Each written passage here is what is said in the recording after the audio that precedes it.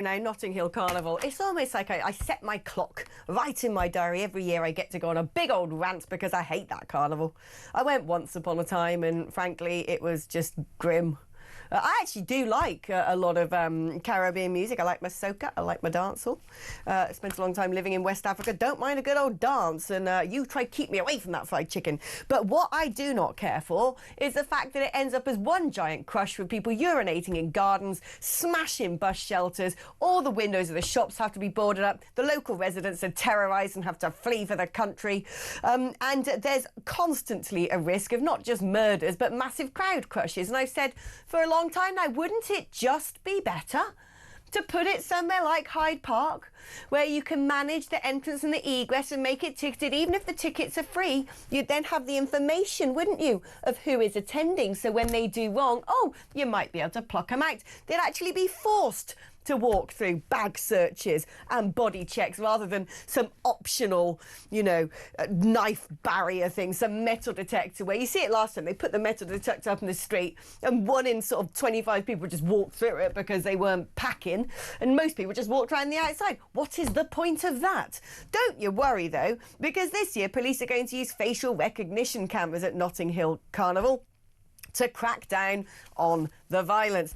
Will that prevent people going and stabbing other people up? Let's ask Roy Ramm, who's former commander of specialist operations at New Scotland Yard. I mean, it's good to see the police acknowledging that Notting Hill Carnival seems to have an inordinate amount of violence attributed to it for what is supposed to be a celebration. Is facial recognition going to work to make this year's carnival less gruesome? No. The short answer, what it will do is it will allow the police officers to have a better chance of finding people who are involved in crime probably after the event. But, there's a couple of million people on the streets. It's a sprawling, uncontrolled mass. And even if you identify somebody through facial recognition, you've then got to send officers into the crowd to pull them out, and that's not going to happen. That's going to cause more disruption and going to be extremely dangerous for the police officers. So in terms of follow-up inquiries, yes, it could be very good in supporting investigations. But there's going to be 7,000 plus police officers abstracted from normal duties to police this event. I think the last figures that were available was in 2023 in terms of cost. It cost just under £12 million to police this event. 12 million. This is a massive, massive abstraction of police resources across the capital, which is suffering, I have to say, suffering some pretty serious crime.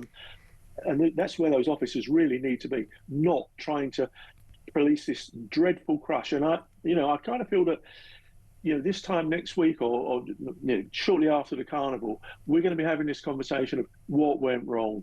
How did so many people get assaulted? The crime. Last year, 2 people were murdered. One actually at the event, one nearby. The number of police officers injured, 70, 90, whatever it's going to be, being spat on, bit at, stabbed. It is just an intolerable situation.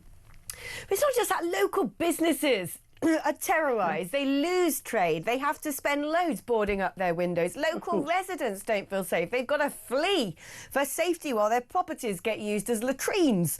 But yet every single time someone tries to say something commonsensical, which is you could probably have more fun if you did it in a big park, you could probably get more food stands and dance stages and massive speakers and DJs and everyone would be safe. The organisers go, you can't do that. That's racist. That's a terrible thing to suggest. So are we just going to have to continue with the farce of watching this thing take place, trashing the neighbourhood until the point, let's say, there's some sort of fatal crush? Because I don't know, I've never stayed long enough to see how bad and as busy as it gets. But looking at footage, it seems to me we're a whisker away from there being one too many people piled into an area where there might be an outbreak of violence, everyone's trying to get out of the zone, and people end up being trampled.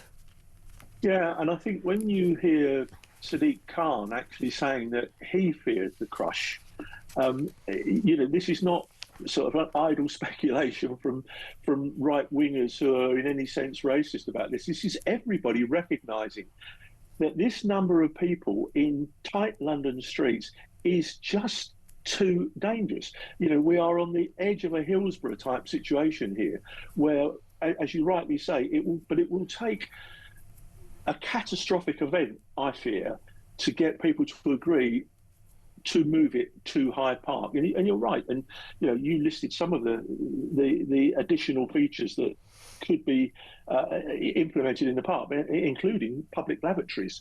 But you're right. I mean, the clear up. I've already quoted the policing cost, but the actual cost of the event to individuals, homeowners, businesses is probably another several £million to support this event. And it frightens me every year. I think, you know, I look, the first day is usually okay, but that doesn't stop the drug dealers and it doesn't stop some of the criminality. You've only got to look at the number of arrests that are made.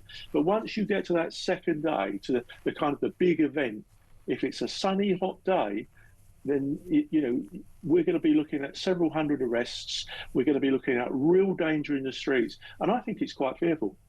What's it like to police it?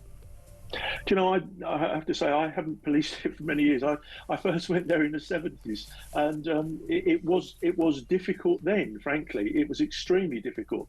And, you know, the briefing then was quite clear. Don't put yourself in danger. But I think now, you know, the number of officers that I've spoken to over the years that have been there, they go with a big heart. You know, they want it to be a nice event, but they fear for their safety. Yeah, I can imagine they do. Roy Ramm, thank you ever so much for coming on and sort of busting this myth that facial recognition is suddenly going to make the Notting Hill Carnival safe. I doubt it.